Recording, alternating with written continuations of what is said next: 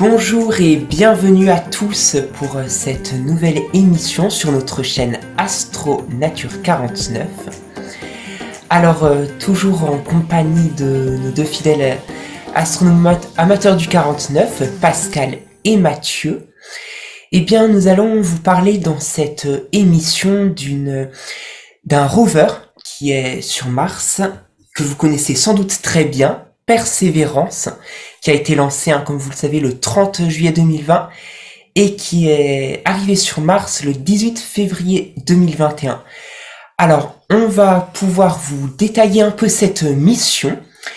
Et donc, Pascal, qui va commencer par nous en parler. Et tout d'abord, pour commencer cette émission, j'aimerais te poser la question, eh bien, est-ce que la planète Mars renferme des traces de vie terrestre? Oui, alors Nathan, en fait, tu veux savoir si la planète Mars a déjà été habitée. C'est ça.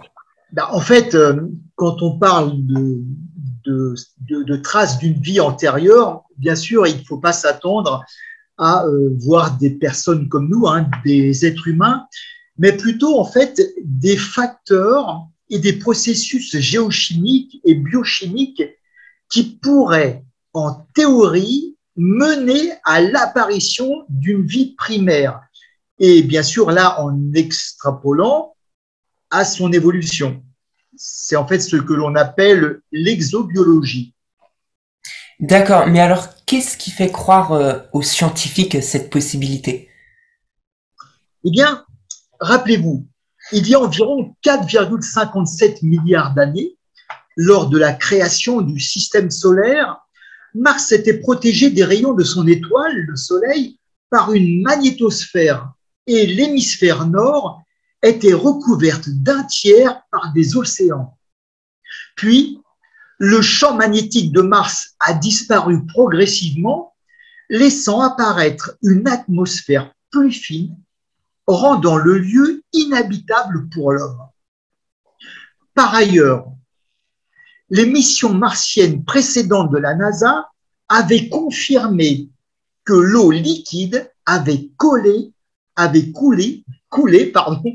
sa surface. Alors, naturellement, les scientifiques en ont déduit que des organismes vivants avaient pu se développer à cette époque. Ah, d'accord. Mais alors, peut-on quand même y trouver des traces de vie? Eh bien, c'est justement la principale mission de Mars 2020, créée par le JPL, un établissement de l'Agence spatiale américaine, la NASA.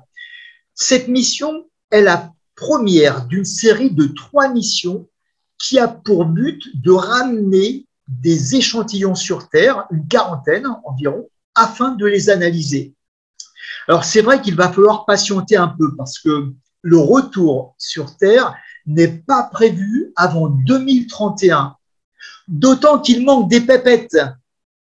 Il faut dire que la première phase des opérations, qui doit durer 2 ans, a déjà coûté la bagatelle de 2,5 milliards de dollars. Bon, quand on aime, on ne compte pas, vous allez me dire. Toujours est-il que beaucoup d'entre nous étaient devant leur écran en ce jeudi 18 février 2021 vers 22 heures pour assister à cette prouesse technologique. Faire atterrir, ou plus précisément amarcir, après avoir couru presque 472 millions de kilomètres en 203 jours, le rover Persévérance dans le fameux cratère G0, un cratère qui fait 49 km de diamètre, un ancien lac dans lequel la NASA avait décelé de l'argile.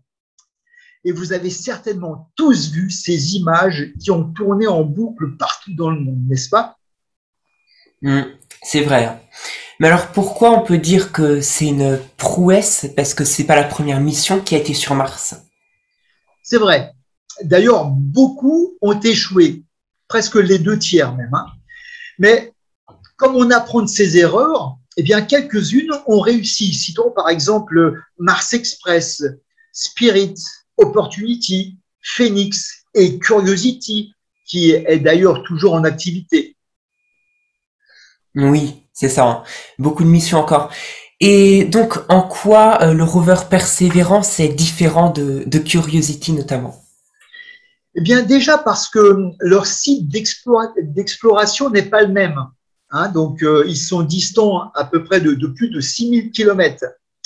Et comme on l'a dit, Persévérance recherche des biosignatures avec l'objet principal de ramener des échantillons sur Terre. Alors, même si les deux rovers se ressemblent, Persévérance est plus lourd de 125 kg, un peu plus long également, 13 cm. Ses roues sont en alu, comme d'ailleurs sur l'autre rover, mais elles sont plus grandes, moins larges, et ses crampons sont renforcés. En fait, comme on l'a dit, hein, on apprend de ses erreurs ou des problèmes qui ont été causés en fait par les anciennes missions. Mais surtout, les instruments qu'il transporte sont beaucoup plus nombreux et plus sophistiqués, ne serait-ce que pour tailler les roches, hein, donc sans les pulvériser, puis retirer des échantillons, comme c'était le cas pour l'autre rover. Alors Pascal, justement, puisque tu parles des instruments, est-ce que tu peux nous dire les nouveautés de ce rover? Voilà, alors bien sûr, on trouve les choses habituelles, hein, mais sur Persévérance, ils sont beaucoup plus nombreux. Hein. Par exemple, il y a 23 caméras contre 17 hein, sur l'autre. Alors, il y a bien sûr toute la panoplie que l'on connaît déjà, hein, des spectromètres, stations météo, des radars, etc. Mais on y trouve surtout MOXIE, un appareil qui produit de l'oxygène à partir de l'atmosphère martienne et un petit hélicoptère de moins de 2 kg, 1850 exactement, qui va tester les capacités donc d'un engin aérien dans l'atmosphère très ténue de Mars. D'accord, très intéressant. Et est-ce qu'on peut faire donc un bilan de cette mission aujourd'hui depuis l'atterrissage du rover?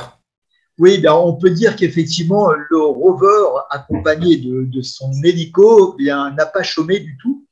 Juste quelques heures après son atterrissage, pardon, son amarrissage, eh bien, Ingenuity a effectué son premier vol stationnaire avec succès, 3 mètres de hauteur, environ 30 secondes. Il en fera 4 autres, de plus en plus loin. Son troisième vol, par exemple, sur une distance de 50 mètres à 2 mètres de haut, pendant 90 secondes. Et puis, le 30 avril, pendant 117 secondes, ce petit quadricoptère eh bien, va parcourir 266 mètres à une hauteur de 5 mètres. Et surtout, pour la première fois, va enregistrer du son. Certainement, vous avez entendu également ce que la NASA nous a retransmis. Bien, le 5e vol a eu lieu très récemment, en fait, le 10 mai, et cette fois-ci, Ingenuity a parcouru 129 mètres avant de monter à 10 mètres et offrir sa première photographie en HD à cette position-là. Et bien entendu, bien, à chaque fois que Ingenuity sort, c'est toujours avec des photos en couleur, en HD. Et d'ailleurs, fort de cette prouesse, eh bien, la NASA a décidé de faire voler Ingenuity 1 mois de plus. Parce que jusqu'à maintenant, tout était programmé à l'avance. Et Ingenuity ne devait que faire 5 ou 6 vols. Et puis après, eh bien, c'était terminé. En fait, l'objectif d'Ingenuity, c'était de montrer qu'il était possible de faire décoller et de faire se mouvoir un appareil comme ça dans une atmosphère aussi ténue qu'est l'atmosphère de Mars. Alors que maintenant, eh bien, cette Ingenuity va pouvoir observer le terrain qu'il faut parcourir pour atteindre des cibles scientifiques. Alors bien sûr, il va communiquer avec persévérance, mais il va en fait avoir une mission un peu plus de reconnaissance, là, vraiment une mission scientifique, alors que pour l'instant, c'était plutôt une mission de démonstration, hein, ce que cet hélicoptère était capable en fait de faire. Et pour ce qui est de Moxie? Ah, Moxie. Alors, on pourrait dire que c'est notre bouffée d'oxygène, hein. Alors, en fait, effectivement, le 25 avril, 5 grammes d'oxygène ont été produits à partir du dioxyde de carbone prélevé dans l'atmosphère martienne. 5 grammes d'oxygène, c'est l'équivalent d'à peu près 10 minutes de respiration pour un astronaute. Alors, ça a un double avantage.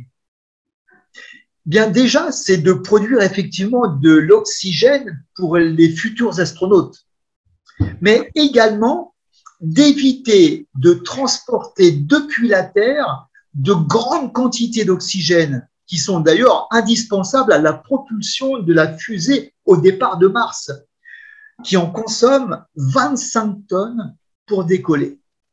Et puis, le dioxyde de carbone, eh bien, il y en a plein l'atmosphère de Mars. 96% de l'atmosphère de Mars contient eh bien, du dioxyde de carbone. Et apparemment, c'est beaucoup plus simple de le capter dans l'air martien que de l'extraire comme on voulait le faire auparavant, à partir de la glace par électrolyse et en ressortir de l'oxygène. D'accord. Bah merci Pascal de nous en avoir dit beaucoup plus sur cette mission qui a accompli pas mal de prouesses, comme tu l'as dit, sur Mars. Et ce n'est pas tout puisque, comme tu l'as dit, ce rover est encore ne va revenir que sur Terre qu'en 2031 environ, donc il a encore plein d'autres choses à accomplir. On a hâte de voir ce qu'il va pouvoir faire. Donc tu voulais rajouter peut-être quelque chose? Oui, parce que effectivement, on aura l'occasion au fur et à mesure pendant les années qui vont de suivre un petit peu cette mission, mars 2020, parce que même le retour qui est prévu en 2031, eh bien, il s'avère très laborieux. Bon, déjà parce qu'il n'est pas encore financé, donc voilà. Mais même quand il sera financé, ça va être encore très compliqué parce qu'il va falloir faire décoller une fusée d'ici, de la placer en orbite à mi-chemin, de faire décoller de l'autre côté, donc sur Mars également, donc un orbiteur. Et en fait, il va y avoir fait échange de ces échantillons pour que la fusée, en fait, puisse revenir sur Terre pour larguer ces échantillons. Et là, encore une fois, c'est vraiment très, très fort. Du coup, voilà, donc on a parlé de cette mission Persévérance sur Mars, et comme on l'a dit aussi, il y en a eu plein d'autres. Alors, est-ce qu'on peut parler brièvement de toutes les missions qui sont encore en cours sur Mars? Alors, parmi toutes les missions qui sont encore actives autour et sur Mars, eh bien, il y a 8 orbiteurs, très exactement, donc 8 sondes qui sont en train de tourner autour de la planète Mars. Alors, ces sondes, principalement, ont été conçues et envoyées par la NASA. Alors, c'est le cas de Mars Odyssey, notamment, de Maven, et également de MRO, c'est-à-dire Mars Reconnaissance Orbiter. Pour ce qui est des 5 autres, alors il y a déjà des sondes de l'Union européenne, c'est le cas de Mars Express et de ExoMars Trace Orbiter. Alors cette dernière, c'est une sonde qui a été conçue et envoyée à la fois par l'ESA, donc l'Agence spatiale européenne, mais également en coopération avec Roscosmos, qui est l'agence spatiale officielle russe. Et enfin, eh bien, parmi notamment les dernières missions orbitales qui sont arrivées sur Mars, il y a eu notamment, alors MOM, l'abréviation de Mars Orbiter Mission, qui est une mission indienne. Il y a également eu HOP, qui est la mission des Émirats arabes unis, qui est arrivée d'ailleurs en même temps que Persévérance autour de Mars. C'était au mois de février 2021, si je ne me trompe pas. Et dans le même temps également, eh bien, les Chinois ont également réussi à faire arriver en orbite autour de Mars, eh bien, la sonde Tianwen-1, qui d'ailleurs comporte un astromobile qui doit atterrir sur Mars d'ici mai à juin 2021. Mais c'est vrai que cette mission est un petit peu moins populaire que Persévérance à cause de l'exploit que Persévérance a accompli au mois de février dernier. Alors, il y a également des rovers qui sont actuellement actifs sur Mars. Jusqu'à tout récemment, et je crois l'année dernière, on avait le rover Opportunity, jumeau de Spirit, qui était encore en activité. Malheureusement, celui-ci vient de rendre l'âme suite à l'une des dernières tempêtes martiennes qui a eu lieu. Parmi les deux restants, les deux seuls qui restent en activité sur Mars, eh bien, il y a évidemment Persévérance, mais également, on l'oublie peut-être un petit peu maintenant, Curiosity, qui nous a tellement,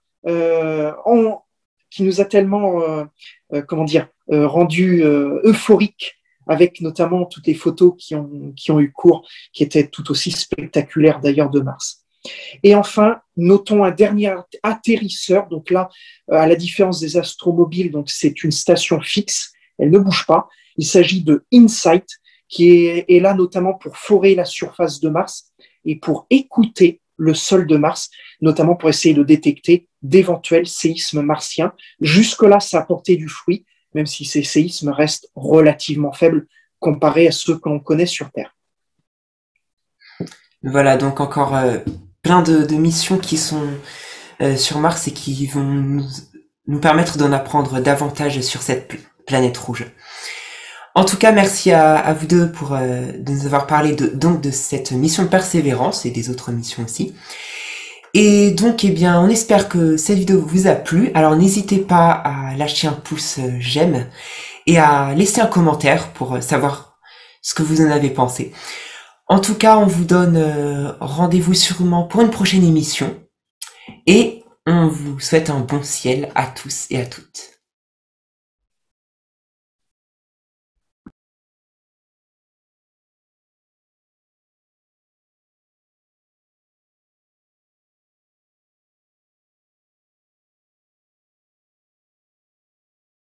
We are starting the straighten up and fly right maneuver, where the spacecraft will jettison the entry balance masses in preparation for parachute deploy and to roll over to give the radar a better look at the ground. Indicate chute deploy. The navigation has confirmed that the parachute has deployed and we are seeing significant deceleration in the velocity. Our current velocity is 440 meters per second at an altitude of about 12 kilometers from the surface of Mars. Heat shield set. Perseverance is now slowed to subsonic speeds and the heat shield has been separated. This allows both the radar and the cameras to get their first look at the surface. Current velocity is 145 meters per second at an altitude of about 9.5 kilometers above the surface.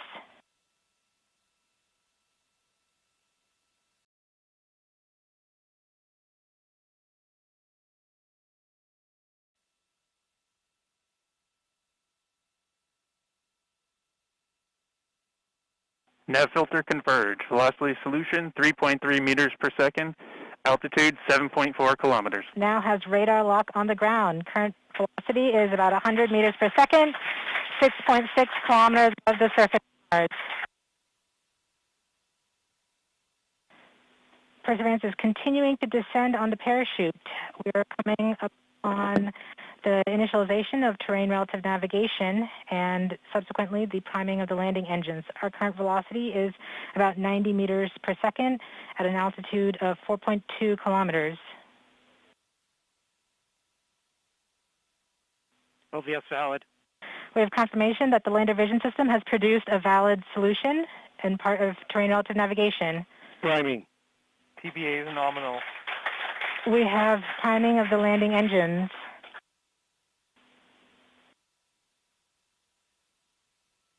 Back shell set. Current velocity is 83 meters per second at about 2.6 kilometers from the surface of Mars. We have confirmation that the back shell has separated. We are currently performing the divert maneuver. Current velocity is about 75 meters per second at an altitude of about 1 kilometer off the surface of Mars. TRN Safety Bravo. We have completed our terrain relative navigation. Current speed is about 30 meters per second, altitude of about 300 meters off the surface of Mars. We have started our constant velocity accordion, which means we are conducting the sky crane, about to conduct the sky crane maneuver. Sky crane maneuver has started, about 20 meters off the surface.